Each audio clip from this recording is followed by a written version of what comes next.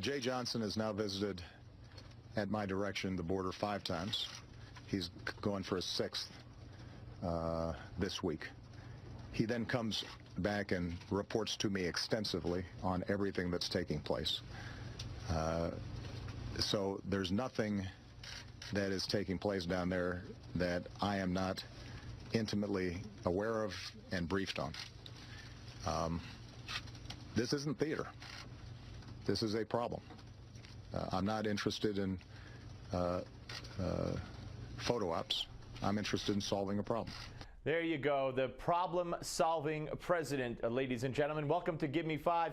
Barack Obama, after meeting with Governor Perry yesterday and religious leaders, comes out and there he is explaining why he won't go to the border. He's in Texas.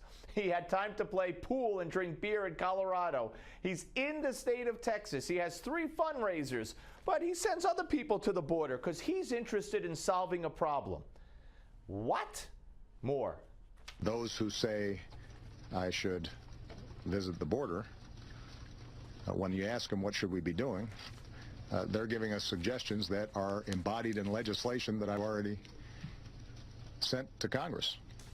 So it's not as if they're making suggestions that we're not listening to. In fact, the suggestions of those who work at the border, who visited the border, are incorporated in legislation that we're already prepared to sign the minute it hits my desk.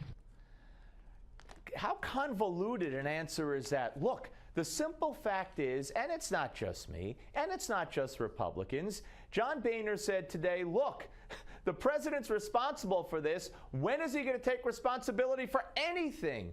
Why? This man will not go to the border. He's a few hundred miles from the border, and he will not do it. And he's coming up with these explanations as to why he won't do it, none of which make any sense, none of which are valid in my mind. More. There's a very simple question here, and that is Congress just needs to pass the supplemental. There is a larger issue that I recognize involves a lot of politics, which is why aren't we passing comprehensive immigration reform, which would put an additional 20,000 Border Patrol agents and give us a lot of additional authorities to deal with some of these problems. That should have been done a year ago. Should have been done 2 years ago. It's gotten caught up in politics, and I understand that. Really? Does anybody remember the first 2 years of the Obama presidency? Does anybody remember the makeup of the Senate and the House? Does anybody remember it was Democrat Senate, Democrat House, and that Barack Obama never once put forth a bill on immigration in those 2 years? But now it's the Republicans' fault.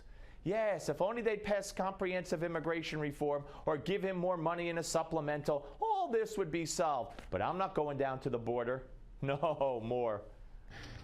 One of the suggestions I had for Governor Perry was that it would be useful for my Republican friends to rediscover the concept of negotiation and compromise. The governor's one concern that he mentioned to me is that setting aside the supplemental, I should go ahead and authorize having National Guard troops surge at the border right away. And what I told him is we're happy to consider how we could deploy National Guard down there, but that's a temporary solution. That's not a permanent solution. And so why wouldn't we go ahead and pass the permanent solution, or at least a longer-term solution? Who's on first? What's on second? I don't know who's on third. Let's have one more from the president. This should not be hard to at least get the supplemental done. The question is, are we more interested in politics, or are we more interested in solving the problem? If we're interested in solving... All right. Well, and he takes it from there, ladies and gentlemen. It goes on and on and on. Who's interested in politics and who's interested in solving the problem? I maintain the president is only interested in politics, and it's Perry and others down there on the border that he won't visit that want to solve the problem. On the Steve Malzberg Show.